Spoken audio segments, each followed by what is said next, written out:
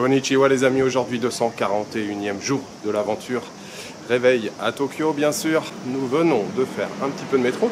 On est arrivé dans le quartier de Gotokuji. Alors pourquoi nous sommes ici? C'est un quartier un peu excentré qui se trouve à l'ouest de Tokyo. Alors, on est venu ici pour voir un temple. Je suis déjà venu une fois. Donc le temple de Gotokuji. C'est ici que la légende du Maneki Neko serait née. Alors le Maneki Neko, pour ceux qui ne savent pas ce que c'est le chat porte-bonheur qui lève la patte. Alors souvent c'est la patte droite, ça peut être la patte gauche, ça peut être aussi les deux. Alors il y a tout un tas de significations aussi en fonction de la couleur. Le plus souvent il est blanc, mais il peut être noir, doré, même vert, rose, rouge. Donc la petite histoire, moi j'ai lu plusieurs choses là-dessus, il y a différentes histoires par rapport à la légende. En tout cas c'est un chat qui aurait invité les passants à se protéger de la foudre. Enfin, voilà, donc c'est un chat qui porte bonheur et c'est ici que l'histoire aurait commencé. Donc c'est un temple bouddhiste. Donc voilà, le petit programme pour ce matin, le temple. Et puis cet après-midi, je vous l'ai annoncé je crois hier, on ira du côté du quartier de Koenji ou Kichijoji. On va voir en fonction du temps parce que la journée est déjà bien entamée. Donc pour l'instant, petite balade tranquille au temple de Gotokuji.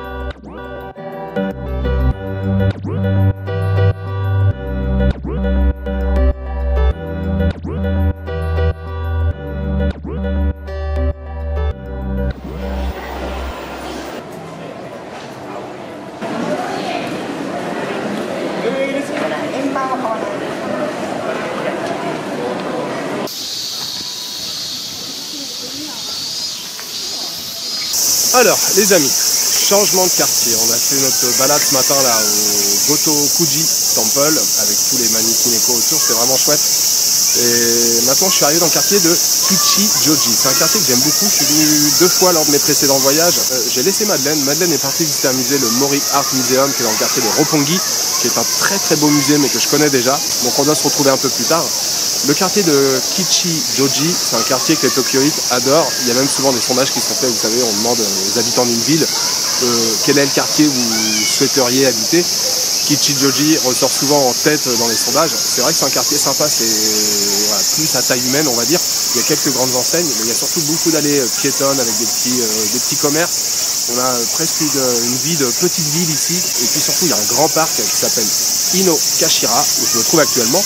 Donc il y a de quoi se balader, il y a un étang, il y a des pédalos et tout. C'est vrai que c'est un endroit super paisible. Il y a souvent même des petits spectacles dans le parc. C'est un endroit qui est vraiment super plaisant, au cœur de la ville. Alors on est quand même, on n'est pas vraiment dans le centre de Tokyo, on est côté ouest. On est voilà, à quelques stations de Shinjuku. Donc je vais me poser un petit peu ici dans le parc, là, vraiment tranquille. C'est aussi un quartier qui est connu un peu pour les fringues. Il y a pas mal de boutiques un peu vintage, fringues d'occasion. Et puis, ah si, dernière chose, c'est aussi un quartier que les fans de manga connaissent, parce que l'action du manga GTO, Great Teacher Onizuka, je crois que c'est ça, se déroule ici à Kichijoji. Donc voilà, c'est un quartier connu pour différentes raisons, mais en tout cas très très agréable.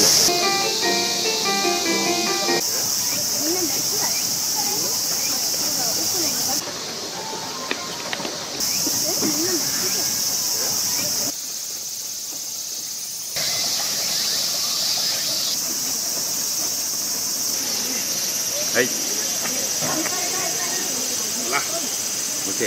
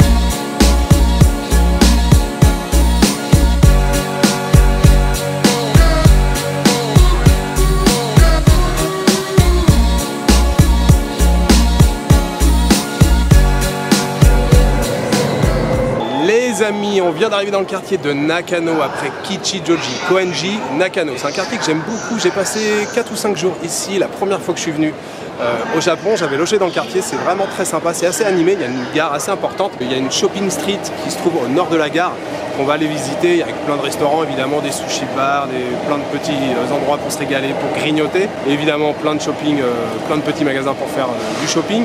Et puis il y a toute une partie à l'est, toute une partie qui se trouve à droite de cette shopping street avec des izakaya, c'est l'équivalent un peu du pub anglais, mais évidemment en version japonaise, avec des petites lanternes, des petites lumières partout, c'est hyper photogénique. Donc voilà, on va terminer la journée ici dans le quartier de Nakano.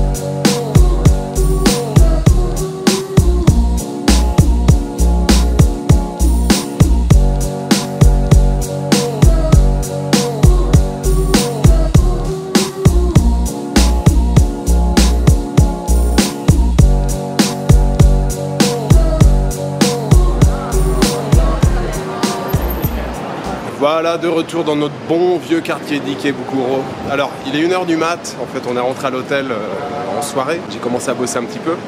Et puis, passage là, on est ressorti. On voulait manger dans un endroit. Et puis, en fait, on avait la flemme. Konbawa. En fait, on avait la flemme. Alors, on était juste au coin là. On était dans une chaîne vraiment cheap. Hein. C'est pas de la grande bouffe. Ça s'appelle Matsuya, mais bon voilà, ça nous a calé. En fait, on s'est calé le bide toute la... Enfin, moi je me suis calé le bide toute la journée déjà. Ça a été la régalade là, toute la journée. J'ai mangé des soba, vous avez vu, c'est vrai que je vous ai pas expliqué. J'ai mangé des soba et tout.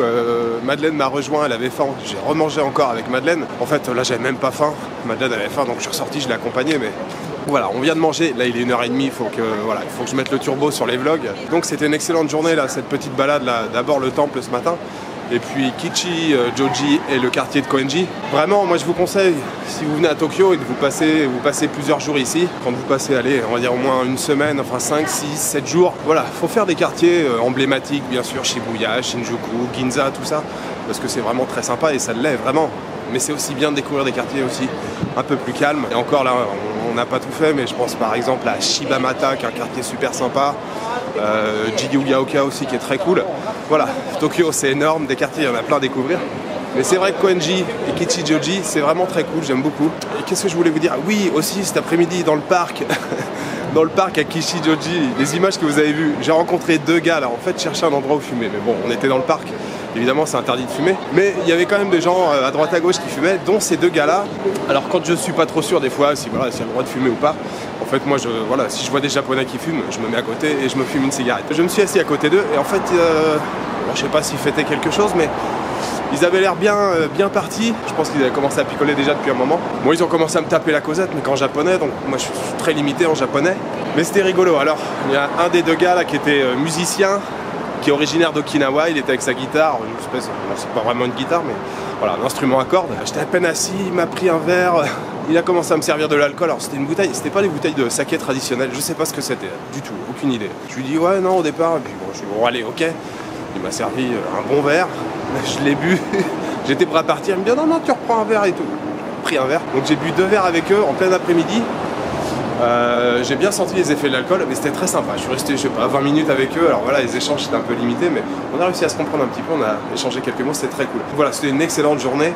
Demain, c'est notre dernière journée entière ici à Tokyo.